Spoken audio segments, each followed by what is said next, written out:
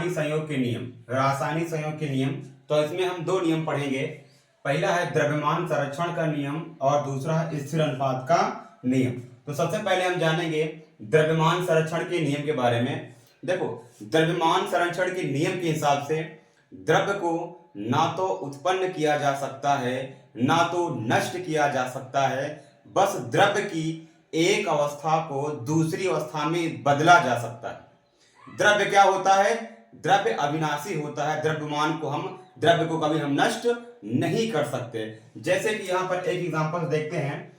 यहां पर H2 और Cl2 मिलकर यहां पर क्या बन रहा है? 2HCl, यानी हाइड्रोजन और क्लोरीन यहां पर आपस में सहयोग करके हाइड्रोक्लोरिक अम्ल बना रहे हैं। तो इस एक छोटे से एग्जांपल से हम देखेंगे द्रव्यमान संरक्षण का नियम। देखो, यहां पर हाइड्रोजन का अगर हम देखेंगे परमाणु भार, तो यहां पर हाइड्रोजन कितना होता है? 2। क्लोरीन कितना होता है? 35.5। कितने क्लोरीन है? 2। तो 5 दूनी 10, 5 दूनी 10, 11, 2 3 6 7 71। अब दोनों को हम जोड़ेंगे, कितना आएगा यहाँ पर? 73, यानी 73 ग्राम यहाँ पर क्या है?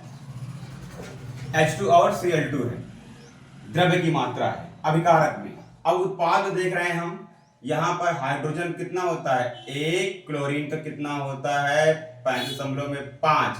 अब दोनों को जोड़ेंगे तो हमारा होगा 36.5।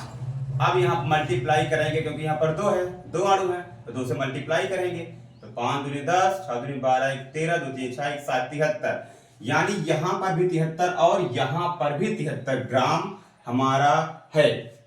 यानी अभिकारक यहाँ पर हमारा कितना है? टोटल 73 ग्राम और उत्पाद हमारा कितना है? 73 ग्राम। यानी द्रव्य क्या हुआ? नष्ट हुआ नहीं, बस द्रव्य की अवस्था बदली है। यहाँ पर हाइड्रोजन था, यहाँ पर क्लोरीन था और यहाँ पर हाइड्रोक्लोरिक अम्ल है, यानी केवल द्रव्य की अवस्था बदली है, द्रव्यमान नहीं बदला।